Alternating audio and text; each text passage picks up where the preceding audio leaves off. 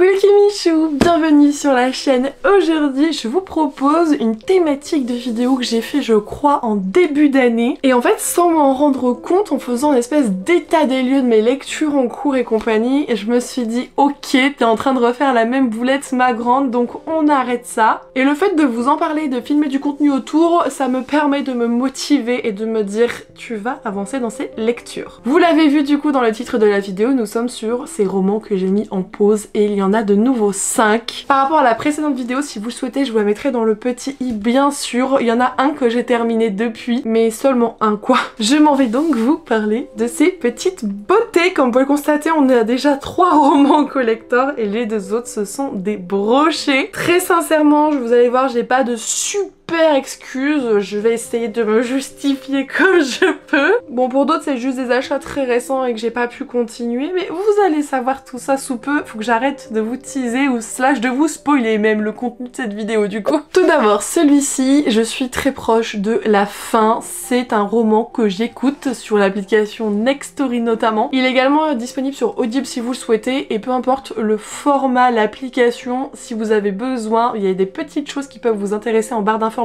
Que ce soit 45 jours d'essai gratuit pour Nextory ou un mois d'essai avec l'application Audible, et vous pouvez avoir jusqu'à 2 crédits offerts si vous êtes membre Amazon Prime. Tout ça est pour vous en barre d'infos si vous le souhaitez. Moi je l'ai donc débuté sur Nextory, ce petit bébé, et il s'agit de La première née de Amy Armand aux éditions Charleston. J'avais pu rencontrer l'autrice dans le cadre du salon du livre Les Imaginales. J'avais récupéré du coup quelques goodies, ce sont des cartes sur l'univers, donc là vous avez un emblème et ici directement la map, et évidemment je m'étais faite donc du coup dédicacer le roman. En plus c'est une histoire qui est hyper originale, très mature, on va parler plutôt de tout ce qui est viking et la narration va se passer d'un point de vue masculin, chose qu'on voit de moins en moins je trouve, et du coup je trouvais ça très important à souligner. On a un rythme qui prend son temps, il n'y a pas de grosses actions, de grosses péripéties, il se passe des choses à droite à gauche mais c'est pas le truc où on s'en prend plein la face tout du long. Il y a également un très grand rapport avec ce qui peut être religieux ou spiritualisme tout du moins. Et on suit plusieurs personnages. Vous avez un qui va devenir une personne très importante dans cette part divine, et vous allez avoir un nouveau-né qui va être abandonné au temple, qui est en fait un nouveau-né extrêmement important, qui va avoir un rapport ainsi qu'un lien direct avec la royauté et le droit, la succession au pouvoir. Ça va être un enfant très particulier qui va avoir des dons et des pouvoirs incroyablissimes mais qui va être limité sur d'autres choses. Vous avez une malédiction sur l'île parce qu'on s'en est pris à la mauvaise personne, et avant de mourir cette femme a maudite l'île entière, empêchant le fait de pouvoir mettre au monde des femmes. Il n'y a que des hommes, ce qui forcément au bout d'un moment va poser souci, parce que je vais pas vous expliquer comment on fait des bébés, mais si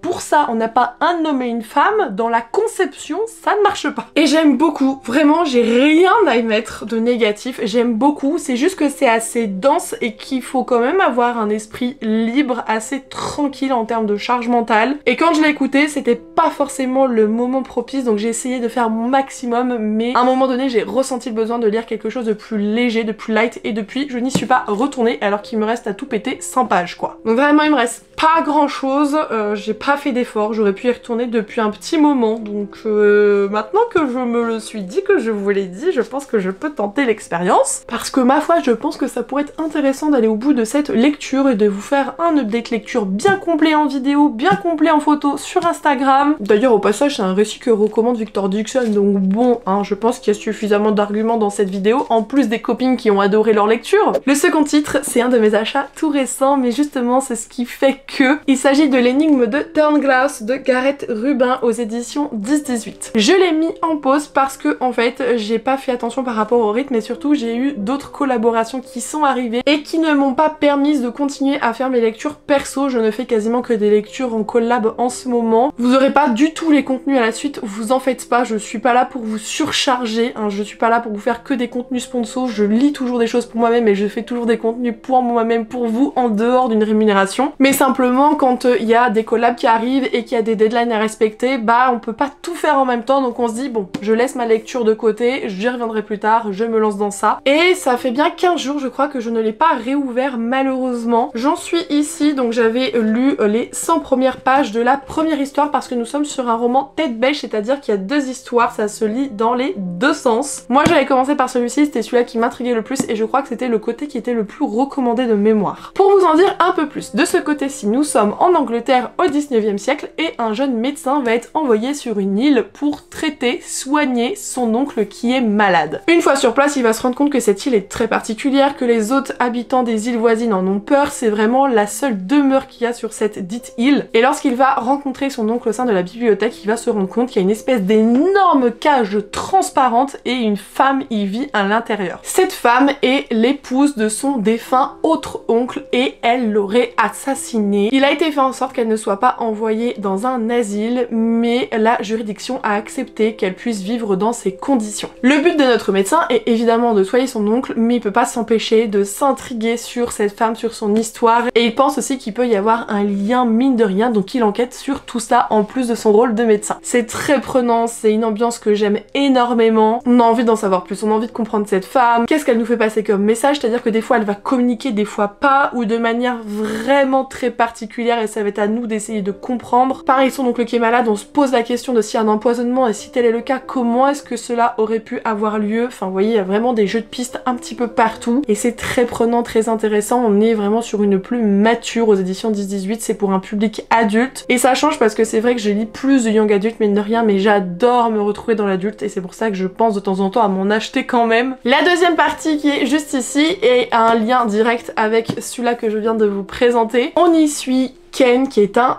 acteur et son ami Oliver vient d'être retrouvé mort. La police a conclu à un suicide, mais pour lui, il en est persuadé, ce n'est pas le cas. Nous sommes aux États-Unis au début du XXe siècle. Son ami assassiné, fils de gouverneur et écrivain, a mine de rien un passé et une famille très troublante. Plus Ken va creuser, plus il va se rendre compte de certaines choses. Mais là où il aura le plus d'indices, c'est dans le dernier récit qu'a écrit son ami, soit L'énigme de Turnglass, un roman tête bêche qui raconte l'histoire de Siméon, un médecin, soit celui-là que l'on suit juste ici. Du coup vous comprenez que je puisse être extrêmement intriguée mine de rien. Les retours en plus sont hyper positifs, la maison d'édition a mis du budget, il y a eu de la communication faite de la part de d'autres copines et collègues créatrices de contenu. Peut-être qu'il y a eu des créateurs mais j'en ai pas vu pour le coup sur ce titre, mais je ne peux pas tout voir, je ne prétends pas cela. Mais moi ça m'a donné envie, comme quoi vous voyez ça a beau être mon métier, je suis complètement réceptive à ce que peuvent proposer les autres dans le cadre de collaboration ou non, parce que tout n'est pas une histoire de collab hein, quand même. Mais je me suis fait avoir dans leur filet et du coup quand j'ai été invitée à un événement par la maison édition Delcourt qui avait lieu dans une magnifique librairie sur Paris, j'ai un peu flâné, je me suis dit ah, j'aimerais bien acheter quand même un petit truc pour soutenir la librairie avant de partir et mon dévolu s'est jeté sur ce bébé. Je pense que je vais m'empresser de le reprendre quand cela sera possible vis-à-vis du coup de mon organisation de lecture. J'en ai parlé dans ma vidéo orga, je vous la mettrai ici également si vous voulez, il va y avoir je sais pas combien de trucs dans ce petit i, mais s'il y a bien un truc sur lequel pour le moment je n'ai pas trouvé une organisation parfaite et adéquate, c'est sur mon planning de lecture et j'aimerais bien réussir à résoudre ça par la suite. Celui-ci ça commence à faire un petit temps aussi, je crois que je l'avais commencé à sa sortie et elle date de il y a quelques mois. Il s'agit d'un passé englouti de Avared aux éditions de Saxus. Je me suis rendue, ouais pareil, j'ai lu 100 pages, j'ai un truc avec les 100 pages, moi je sais pas.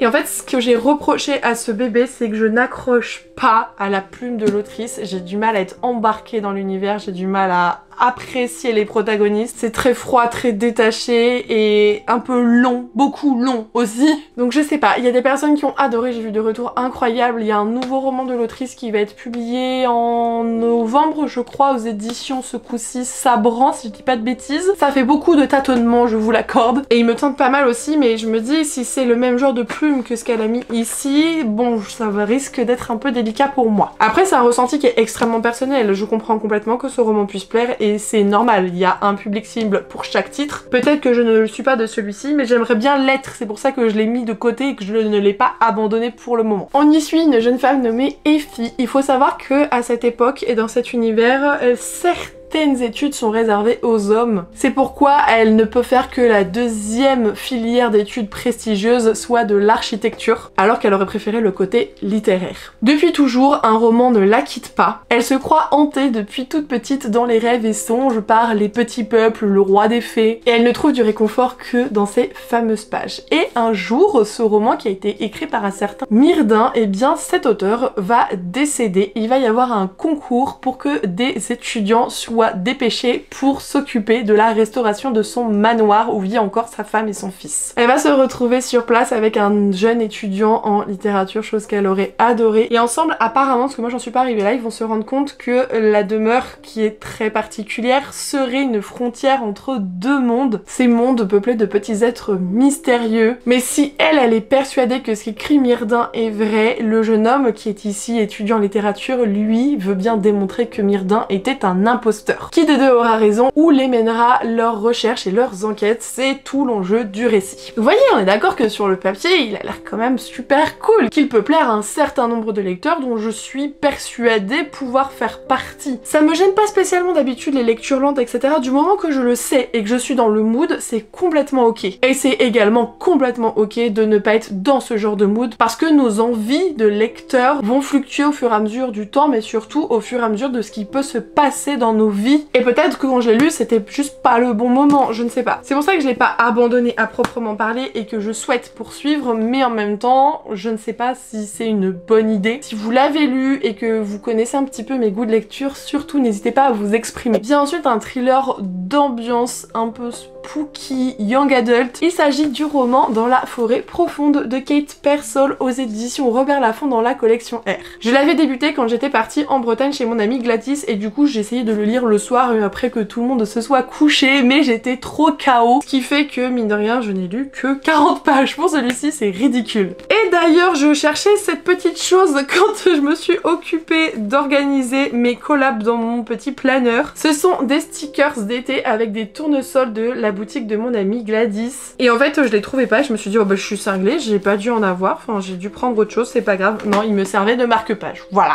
On ne dit rien, c'est un commentaire, vraiment. Et comme pour l'énigme de Turnglass, j'ai pas repris quand je suis rentrée, je me suis occupée de d'autres lectures et j'avoue que j'avais oublié que j'avais débuté cette lecture. En fait, je l'ai laissé dans sa pochette à livres sur ma bibliothèque, enfin pas sur, dedans. Et c'était en dessous un autre truc d'un autre truc et du coup, c'est là, en réfléchissant pour tourner cette vidéo, je me suis dit, est-ce que j'ai d'autres titres mis en pause? Et j'ai lui qui m'est apparu et j'étais là en mode...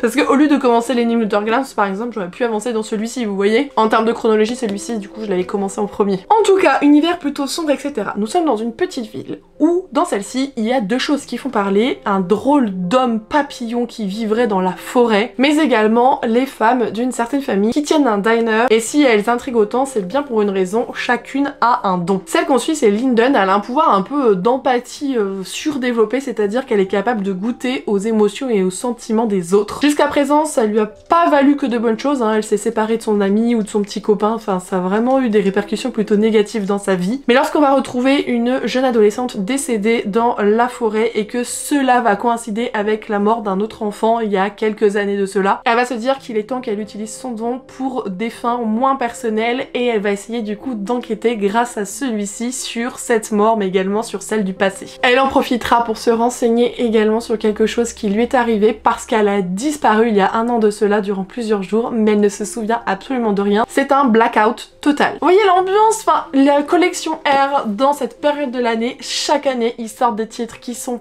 parfait pour l'ambiance creepy et j'aime trop en lire chaque année également et du coup pour 2024 je me suis dit celui-là parfait, vraiment parfait et je n'ai pas à avancer dans ma lecture je ne suis pas fière de moi en disant cela, sachez-le. Alors je dis ça, je dis rien parce que je ne suis pas sûre à 100% de réussir au vu de mon planning de la semaine, mais de base j'avais dans l'idée de vous proposer du contenu sur Insta la semaine prochaine autour de romans un petit peu spooky pour Halloween et j'aurais aimé du coup lundi, mardi, mercredi, jeudi vous faire des réelles recommandations où on se focus sur un roman, sur mon retour dessus pour se mettre dans l'ambiance. Et celui-ci, je me dis qu'il aurait été absolument parfait. J'en avais déjà décidé de 3 autres, donc ça aurait été l'idéal. À voir si j'arrive à tout faire tenir dans cette semaine, mais clairement, si ça ne se fait pas, soyez pas déçus parce que ça risque d'être un peu tendax. Et pour terminer cette vidéo, un autre roman des éditions Sabran qui ont toujours toujours cette vibe et cette écriture un peu particulière, poétique, qui prend son temps. Et vraiment, je pense que c'est le genre de livre, j'aurais pas dû les débuter à ce moment-ci. Il s'agit de La promise au visage de fleurs de Roshani Chokshi. J'allais dire évidemment, mais oui, si vous me connaissez, c'est évident, j'ai l'édition collector. Voilà,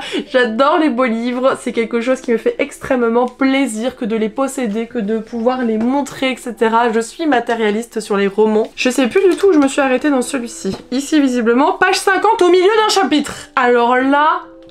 c'est pas possible. De mémoire, je crois que je l'avais lu en live sur Twitch et je pense que le chrono était terminé et que du coup je me suis dit non, on va reprendre le live, du coup stop. Par contre on en parle du marque-page que j'ai utilisé, c'est un marque-page de la boutique de Morgane Barré, So Vibe Witchy, presque serpentard puisque du coup c'est dans des teintes vertes, etc. Bref, il est magnifique et il va très bien avec ce roman, je trouve. Pour faire très simplement, vous avez un jeune homme et une jeune femme qui vont se rencontrer, qui vont tomber éperdument amoureux, qui vont très vite se marier et à un moment donné la jeune femme va devoir retourner dans le manoir familial, elle va donc être accompagnée de son mari et sur place il va se rendre compte de beaucoup de choses. On nous parle de vérités qui auraient dû rester cachées, enfouies, de promesses maudites gardées par les fées. La demeure va donc lui délivrer ses secrets et il devra faire un choix à un moment donné entre le pacte qu'ils ont passé, lui et sa femme, soit la réalité et les différentes histoires de contes de fées. Tout en sachant qu'évidemment leurs vies sont en jeu, sinon quel serait l'intérêt, n'est-ce pas? On est encore sur un one-shot comme l'autre des éditions Sabran et c'est ce qui m'avait aussi également beaucoup séduite. De temps en temps j'aime bien me lire des petits one-shots. On peut s'attendre à ce que du coup l'univers ne soit pas le plus développé, mais quand je le sais, c'est complètement ok pour moi. Il a de très bons retours, que ce soit par Holly Black, Alex Iaro, Vi Schwab, Chloé Gong, enfin il a tout pour me plaire dans ce que je vous ai expliqué, ou de par les autrices qui ont su l'apprécier. Quand je connais un minimum leurs romans et leurs univers, je sais que ça peut matcher avec moi, mais je pense que c'est la plume qui m'avait pas convaincue à l'époque, et encore une fois le rythme très lent, le côté très onirique, c'est pas à lire tout le temps, à tout moment de la vie. En tout cas, personnellement, je fonctionne comme ça, donc c'est pour ça qu'ils sont simplement mis en pause, mais que ce ne sont pas des abandons. Et j'ai pas du tout envie que ça en devienne, donc j'essaierai quand même à un moment donné de faire le nécessaire. Et bien voilà les Kimichou, vous savez tout du coup de mes lectures en pause pour le moment. Vous avez compris qu'il y a du coup différentes raisons qui se rejoignent quand même assez fortement, mais que c'est vraiment des lectures en pause, ce ne sont pas des abandons et j'espère vraiment pas que ça en deviendra. N'hésitez pas à me dire si vous aussi vous avez des lectures en pause ou si au contraire vous forcez à aller au bout d'un roman avant de passer à un autre. Petit laïus, sachez que forcer ce ne sera pas forcément dans votre intérêt, vous pouvez vous créer une panne de lecture, vous faire des blocages, donc si vous pouvez éviter, moi je vous le conseille très fortement. Je vous remercie d'avoir regardé ce contenu et d'être présent sur tous les autres, que ce soit YouTube, Instagram ou même TikTok. J'ai hâte d'avoir mon nouveau PC pour vous retrouver en live sur Twitch, c'est quelque chose qui me manque énormément et j'espère que quand cela arrivera, vous pourrez être présent. En tout cas que j'en aurais pas perdu, je ne sais pas combien en cours de route, parce que j'aimais vraiment le petit cocon qu'on faisait du coup sur cette plateforme. Je vous embête pas plus longtemps avec ma nostalgie, je vous fais des gros bisous, prenez soin de vous et surtout je vous souhaite de très belles lectures. Bisous!